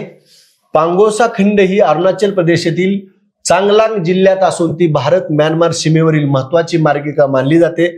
सध्या या सीमेवर कुंपण उभारण्याचे काम जोरात चालू आहे, म्हणून ही पांगोसा खिंड सध्या चर्चेत आहे. हिंदुस्थानी शास्त्रीय संगीतातील आग्रा घराण्याच्या आग्रा घराण्याच्या अग्रगण्य गायिका ललिता जय राव यांचे जून 2026 मध्ये निधन झालं. भारतीय रेल्वेचा समावेश हेवी हॉल क्लब मध्ये करण्यात आला. अमेरिका, रशिया, चीन, ऑस्ट्रेलिया, ब्राझील आणि दक्षिण आफ्रिका हे देश या क्लबचे सदस्य आहेत. बघा, हेवी हॉल क्लब. कसला क्लब? रेल्वेच्या संदर्भातला हेवी हॉल. अमेरिका, रशिया, चीन, ऑस्ट्रेलिया, त्यानंतर ब्राझील आणि दक्षिण आफ्रिका असे 6 देश हेवी हॉलचे क्लबचे काय सदस्य. जून 2026 मध्ये आरबीआयच्या पतधोरण समितीने रेपो दर 5.25 वर कायम ठेवला. आर्थिक वर्ष 26-27 साठी जीडीपी वाढीचा अंदाज 6.6% ठेवला. तसेच महागाईचा अंदाज 5.2% ठेवला. हे महत्वाचं आहे. दिल्ली उच्च न्यायालयाने विसंमृतीच्या अधिकारास मूलभूत अधिकार म्हणून मान्यता दिली आहे. विसंमृतीच्या अधिकारास दिल्ली येथे जून 2026 मध्ये राष्ट्रीय तृतीयपंथी परिषदेचे अध्यक्षस्थान डॉक्टर वीरेंद्र कुमार यांनी भूषवलं. अरवली पर्वतरांगेच्या व्याख्येसाठी सर्वोच्च न्यायालयाची काही समिती नेमली आहे, त्या समितीचे अध्यक्ष आहेत कांचन देवी. हे लक्षात ठेवायचंच. आपल्या राज्यसेवेच्या तुम्ही बघितलं असेल परीक्षेमध्ये अरवली पर्वतरांगेच्या संदर्भात प्रश्न आला होता. आता सर्वोच्च न्यायालयाने उच्चाधिकार समितीचे अध्यक्ष म्हणून कांचन देवी यांच्या निवड केली आहे. महाराष्ट्र देशात सौर कृषी पंप उभारणीमध्ये प्रथम क्रमांकावर आहे. महाराष्ट्राने सौर कृषी पंप उभारणी देशात सर्वाधिक 10 लाख सौर कृषी पंप कार्यान्वित करण्याचा विक्रम केलेला आहे. किती लाख? 10 लाख. मंगोलिया येथे पार पडलेल्या भारताच्या 19 वर्षीय बुद्धिबळपटू साविता श्री भास्कर यांनी महिला आशियाई वैयक्तिक बुद्धिबळ अजिंक्य स्पर्धेत विजेतेपद पटकावलं. शक्ती समिट 2026 चे आयोजन पुणे इंटरनॅशनल सेंटर येथे करण्यात आले. मुख्य उद्देश आत्मनिर्भर भारत आणि देशाच्या आर्थिक विकासाला गती देणे. आरोग्य आणि कुटुंब कल्याण मंत्रालय 9 जून 2026 पासून PMSMA ची 10 वर्ष सेवाभावाचे दशक साजरे करत आहे. प्रधानमंत्री सुरक्षित मातृत्व अभियान 9 जून 2026 रोजी सुरू करण्यात आले होते. भारत अमेरिका लष्कर ते लष्कर कर्मचारी चर्चाची 29वी आवृत्ती हवाई येथे आयोजित करण्यात आली होती. महिलांची सुरक्षा आणि आर्थिक स्वावलंबन वाढवण्यासाठी स्त्री राईट उपक्रम तेलंगणा सरकारने सुरू केला. केंद्रीय विज्ञान व तंत्रज्ञान तसे पृथ्वी विज्ञान मंत्री डॉक्टर जितेंद्र सिंह यांनी जम्मू येथे 7व्या प्रादेशिक हवामान केंद्राचे उद्घाटन केलेलं आहे. शिक्षण मंत्रालयाने बेंगळुरू येथे लिव्हरपूल विद्यापीठाच्या भारतातील पहिल्या शाखा कॅम्पसच्या स्थापनेला मान्यता दिली. बेंगळुरू येथे लिव्हरपूल विद्यापीठाच्या पहिल्या शाखा कॅम्पसला मान्यता. राष्ट्रीय विधान अनुप्रयोग NEVA मध्ये सामील होणारे भारतातील 33वे विधिमंडळ पश्चिम बंगाल NEV हे सर्व राज्य आणि केंद्रशासित प्रदेशाच्या विधानमंडळातील कायदेविषयक प्रक्रिया डिजिटल करण्यासाठी विकसित करण्यात आलेले ऑनलाईन व्यासपीठ आहे. सातारा जिल्ह्यातील प्रशिक्षणार्थी महिला पोलीस उपनिरीक्षक उत्कर्षा जाधव PSI झाल्यानंतर ट्रेनिंग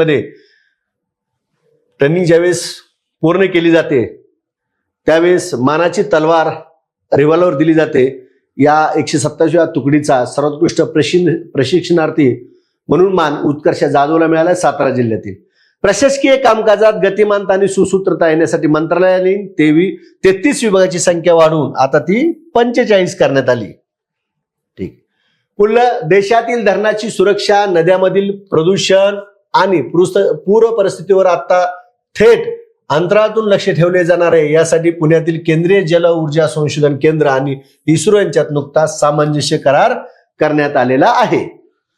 संपूर्ण महिलाचे सिंगोपेन सिहिनी विशेष दल तमिळनाडू सरकारने, सिंगोपेन कुठल्या सरकारनं? तमिळनाडूनं. गोवा सरकारने अनुसूचित जमाती एसटी कुटुंबियासाठी अटल अप्सरा योजना सुरू केली. कोणी? गोवाने. अटल अप्सरा योजना. भारत औद्योगिक विकास योजना भावा हे पोर्टल वाणिज्य आणि उद्योग मंत्रालयाने सुरू केले आहे. त्यानंतर नवजात बालकांच्या आरोग्य मापदंडाचे मूल्यमापन करण्यासाठी शिशुमापन हे AI आधारित मोबाईल ऍप्लिकेशन आंध्र प्रदेशने सुरू केले. शिशुमापन कुठलं राज्य? आंध्र प्रदेश. योगेंद्र 2026 हे अभियान आंध्र प्रदेशनं, योगेंद्र 2026 हे अभियान आंध्र प्रदेशनं. जून 2026 मध्ये संरक्षण मंत्री राजनाथ सिंह यांनी उत्तर प्रदेशातील सीतापूर येथे सैन्याच्या जमिनीवर पहिल्या मोठ्या प्रमाणावरच्या सौर ऊर्जा प्रकल्पाला मंजुरी दिली आहे. हा प्रकल्प 250 मेगावॉट क्षमतेचा सौर ऊर्जा प्रकल्प तयार केला जाईल. हा बॅटरी एनर्जी काय म्हणला? उत्तर प्रदेशातील सीतापूर बघा येथे सैन्याच्या जमिनीवर सौर ऊर्जा प्रकल्पाला मंजुरी दिली. हा प्रकल्प 250 मेगावॉट क्षमतेच्या सौर ऊर्जा प्रकल्पात तयार केला जाईल. हा बॅटरी एनर्जी स्टोरेज सिस्टीम म्हणजे BESS सह विकसित केला जाईल. जून 2026 मध्ये गृहमंत्री अमित शहा यांनी digital land port management system LPMS launch केले. LPMS हे एक डिजिटल प्लॅटफॉर्म आहे जे बंदरावर मालाच्या वाहतुकीसाठी स्लॉट बुकिंग, पेमेंट आणि ट्रॅकिंग सोपे करेल. कंबोडिया देश UPI पेमेंट स्वीकारणारा कितवा देश ठरला? 9वा देश ठरला. राष्ट्रीय कुटुंब आरोग्य सर्वेक्षण 6 नुसार भारतातील अंदमान निकोबार प्रदेशात सर्वात कमी एकूण प्रजनन दर नोंदविला गेला. अंदमान निकोबार. ESPN क्रिस्नो इनिपोच्या ज्युरीने 21व्या शतकातील सर्वोत्कृष्ट आंतरराष्ट्रीय पुरुष फलंदाज म्हणून सचिन तेंडुलकरला निवडण्यात आले. 114वी आंतरराष्ट्रीय कामगार परिषद स्वित्झर्लंड जिनिव्हा येथे पार पडली. भारतातर्फे शोभा करंदलाजे सहभागी होत्या. महिलांसाठी मोफत बस प्रवासाची प्रियदर्शिनी योजना केरळ राज्याने सुरू केली. कुठल्या राज्यानं? केरळनं. कुठली योजना? प्रियदर्शनी. 13 वर्षाखालील टेनिसपटूच्या जागतिक क्रमवारीत अव्वल स्थान मिळवण्यासाठी सृष्टी किरण बेंगळुरू कर्नाटक येथील आहे. काय म्हटलं बघा? 13 वर्षाखालील टेनिसपटूच्या जागतिक क्रमवारीत अव्वल स्थान मिळवलेली सृष्टी किरण बेंगळुरू कर्नाटकची. रिलायन्स इंडस्ट्रीजने मेटा सोबत AI डेटा सेंटरसाठी भागीदारी केली आहे. रिलायन्सनं मेटा सोबत AI डेटासाठी पहिले मेटाचे डेटा सेंटर आहे ते गुजरातच्या जामनगरमध्ये स्थापित केले जाणार आहे. या डेटा सेंटरची क्षमता 168 मेगावॅट असेल. हे भारतात आपल्या प्रकारातील पहिले built to suit data centre, हे भारतातील आपल्या प्रकारातील पहिले built to suit data centre असणार आहे. याला IMP असं मी या साईडला लिहितो. महत्वाची आहे ही घटना. प्रधानमंत्री नरेंद्र मोदी यांनी 10 जून 2026 रोजी सलग 4399 दिवस पंतप्रधानांचा कार्यकाळ पूर्ण करून ऐतिहासिक विक्रम केलेला आहे. भारतीय वायुसेनेने C-295 मिलिटरी ट्रान्सपोर्ट विमानाची पहिली यशस्वी चाचणी केली. भारतातील उत्पादन केंद्र वडोदरा, गुजरात.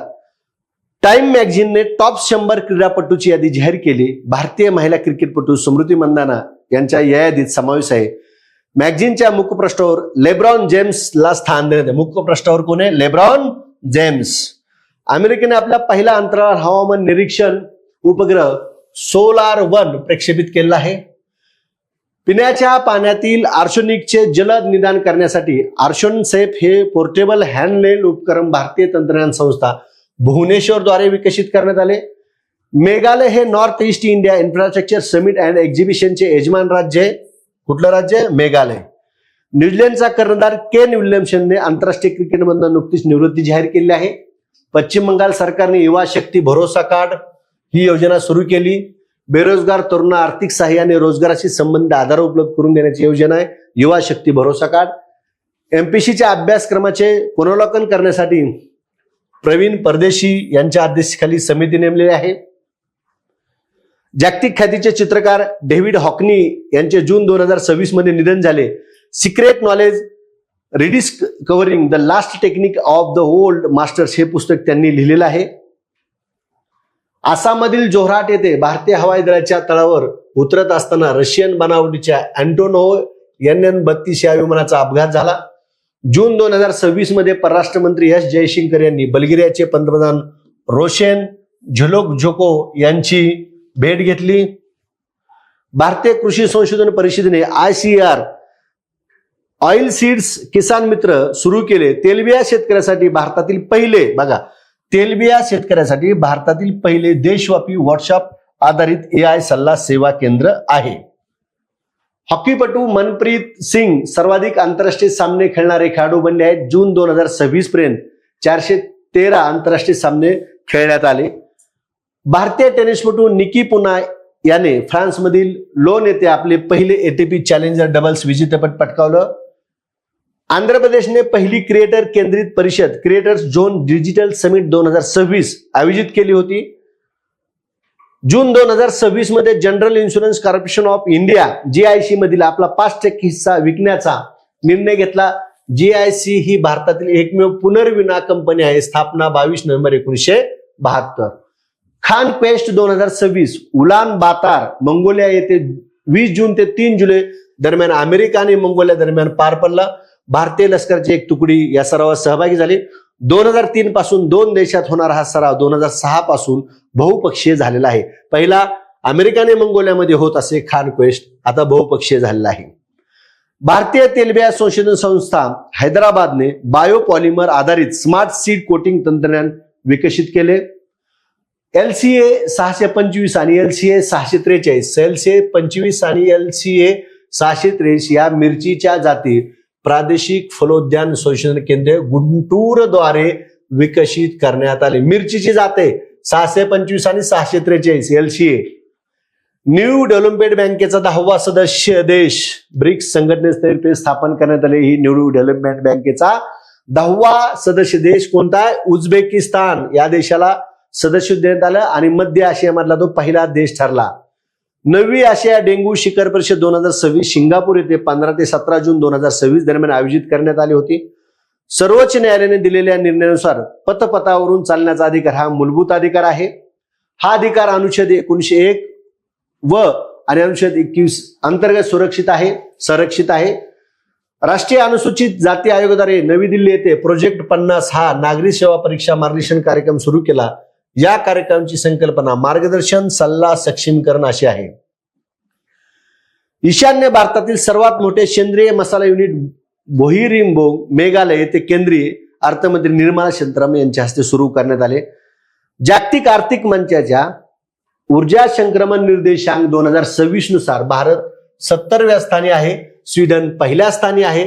या निर्देशांकात भारताने 54.9 गुण स्कोअर मिळवलेला आहे. राज्यातील निवृत्ती वेतनधारकांना विविध सेवा एकाच डिजिटल व्यासपीठावर उपलब्ध करून देण्यासाठी राज्य सरकारने महाउपलब्धी हे ॲप कार्यान्वित केले. ब्रिटनचे पंतप्रधान कीर स्टारमन यांनी पंतप्रधानपदाचा आणि लेबर पार्टीचा नुकताच राजीनामा दिलेला आहे. Bharat climate observation network BCON हा भारतीय उष्णकटिबंधीय हवामानशास्त्र संस्थेने संकल्पित केलेला राष्ट्रीय हवामान निरीक्षण उपक्रम आहे. PM किसान अन्नदाता सुखी भाऊ योजना आंध्र प्रदेश सरकारने सुरू केली. PM किसान अन्नदाता सुखी भाऊ आंध्र प्रदेश. निवृत्ती वेतन आणि निवृत्ती वेतनधारक कल्याण विभागाने केंद्र सरकारच्या कर्मचाऱ्यांसाठी भविष्य हे केंद्रीकृत डिजिटल निवृत्ती वेतन प्रक्रिया सॉफ्टवेअर सुरू केले. कलमकारी चित्रकला आंध्र प्रदेश राज्याशी संबंधित आहे. पंतप्रधान नरेंद्र मोदी यांनी फ्रान्सला ज्यावेळेस गेले, कुठली कलमकारी चित्रकला फ्रान्सला भेट दिली, त्यावेळेस तिथल्या कलमकारी शैलीतील महाभारत हे चित्र भेट दिले. डोंगफेंग 17 हे हायपरसॉनिक क्षेपणास्त्र चीन देशाने विकसित केले. डोंगफेंग 17 कुठल्या देशानं? चीननं. तमिळनाडू सरकारने रामानाथपुरमच्या राम किनार लगतच्या सागरी पाण्यात भारतातील पहिले 3D, बघा इथं काय आहे, 3D प्रिंटेड कृत्रिम प्रवाळ भिंती मॉड्यूल तैनात करण्याची घोषणा केली. हे महत्वाचं आहे. मध्य प्रदेशमधील बाओबाब वृक्षाच्या फळाला भौगोलिक संकेत म्हणजे GI टॅग मिळाला. मध्य प्रदेशातील बाओबाब वृक्ष. UNCTADच्या 2025च्या अहवालानुसार जगातील अग्रगण्य जहाज पुनर्विलीकरण राष्ट्र भारत आहे. आयुष्यमान भारत प्रधानमंत्री जन आरोग्य योजनेच्या प्रभावी अंमलबजावणीसाठी जम्मू आणि काश्मीरमधील पूंछ जिल्ह्यात स्कॉच पुरस्कार. कुठल्या जिल्ह्याला? जम्मू काश्मीर पूंछ जिल्ह्यात स्कॉच पुरस्कार. चेन्नई येथील ICAR केंद्रीय खारफुटी जलसंपदा मत्स्यपालन संस्थेने भारतात प्रथमच ब्ल्यू स्विमर क्रॅब म्हणजे खेकडा शेती तंत्रज्ञानाचे यशस्वी प्रात्यक्षिक सादर केले. QS world future skill index 2027 मध्ये भारताचा क्रमांक 13वा. केंद्र सरकारने दिल्लीत भारतीय राष्ट्रीय महामार्ग प्राधिकरणचे पहिले ट्रान्सपोर्ट लॉजिस्टिक रिसर्च सेंटर स्थापन करण्याची घोषणा केली. NHAI ने national council of economics research NCAER सोबत हा करार केला आहे. या केंद्राचा उद्देश भारतात लॉजिस्टिक खर्च कमी करणे आणि वाहतूक नेटवर्क आधुनिक बनवणे आहे. अशा प्रकारचे केंद्र दिल्लीमध्ये. 28वी Navratna company Chennai petroleum corporation. 29वी Navratna company garden reach ship builders and engineers GRSE. Netra airborne early warning and control प्रणाली भारतीय हवाई दल आणि DRDOने विकसित केली. टॉप 500 यादीमध्ये लाईन साइन सुपर कॉम्प्युटर जगातील सर्वात वेगवान प्रणाली म्हणून स्थान मिळाले आहे. हा चीनचा सुपर कॉम्प्युटर आहे. बेल्जियमचे सैद्धांतिक भौतिकशास्त्रज्ञांनी नोबेल पारितोषिक विजेते फ्रान्सवा एग्लट यांचे 93 वर्षी निधन झाले. फिफाने नेपाळ फुटबॉल संघटना ANFL निलंबित केले. निलंबनाचं कारण काय दिले? कारभारात बाह्य हस्तक्षेपाचं लावण्यात आले आहेत. तिसऱ्या आशियाई रिले अजिंक्य स्पर्धेत 2027 चे यजमानपद चंदीगड शहराला मिळाले. तिसरी रिले अमरनाथ यात्रेच्या सुरक्षेसाठी जम्मू काश्मीर पोलिसांनी प्रोजेक्ट हॉक आय हा उपक्रम सुरू केलेला आहे. अखिल भारतीय फुटबॉल महासंघाचे नवीन नाव फुटबॉल फेडरेशन ऑफ भारत. भारताचा 97वा ग्रँडमास्टर हर्षवर्धन GB चेन्नईचा. भारतीय कुमार अंडर आशिया चषक भारताने जपानला हरून तिसऱ्यांदा जिंकला. सिप्री अहवाल 2026 नुसार लष्करी खर्चात भारत कितव्या स्थानी आहे? 5व्या स्थानी आहे. जागतिक शांतता निर्देशांक 2026 नुसार भारत कितव्या क्रमांकावर आहे? 127व्या क्रमांकावर आहे भारत. विद्यार्थी मित्रांनो, जून 2026 मधील महत्वाच्या चालू घडामोडी आपण सगळ्या पाहिलेल्या आहेत. परत एकदा येणाऱ्या परीक्षेसाठी तुम्हाला सगळ्यांना शुभेच्छा. आणि ज्या काही येणाऱ्या परीक्षा आहेत यासाठी उपयुक्त असणारे 6 माही चालू घडामोडी पुस्तक देवा जाधव ॲपवर PDF स्वरूपात उपलब्ध आहे. आपण त्या ठिकाणी खरेदी करू शकता. धन्यवाद. Hello everyone. आता तुम्हाला तर माहीतच आहे की युनिक अकॅडमीमध्ये आता UPSC MPSC 1 इयर इंटिग्रेटेडच्या बॅचेस चालू झालेल्या आहेत. तर 8 जून आणि 15 जूनच्या ज्या बॅचेस चालू झालेल्या आहेत ऑलरेडी, तर त्यांचं टायमिंग हे सकाळचं आहे, म्हणजे मॉर्निंग टायमिंगच्या त्या बॅचेस आहेत. पण आता एक नवीन बॅच युनिक अकॅडमी घेऊन येत आहे. ती 13 जुलैपासून चालू होणार आहे. आणि ह्या बॅचचं वैशिष्ट्य असं की ही इव्हनिंग टाइमची बॅच असणार आहे. म्हणजे याची लेक्चर्स युनिकच्या ज्ञानेश्वर पादुका चौकातली जी ब्रँच आहे त्या ब्रँचला होणार आहेत. सोमवार ते शनिवार संध्याकाळी 5 ते 7 या वेळेत लेक्चर्स होणार आहेत. म्हणजे ज्या मुलांचं आता सकाळी कॉलेज असतं किंवा इतर कामं असतात, तर अशा ॲस्पायरंटसाठी ही संध्याकाळची जी बॅच आहे ती जास्त सुटेबल असणार आहे. तर तुम्हाला जर काही संध्याकाळची 13 जुलैची बॅच जॉईन करायची असेल तर खाली जो नंबर दिलाय त्यावर नक्की कॉन्टॅक्ट करा. Hello friends, the most requested batches for UPSC and MPSC are evening batches. So at the Unique Academy, we are launching 2 new batches, one in English medium and one in Marathi. The English medium batch will start from 6th of July and the lectures will be conducted from 5 to 7 p.m. The Marathi medium batch will be starting from 13th of July. 1 year, one focused plan, and you are already a step ahead in your preparation. So don't wait and enroll now.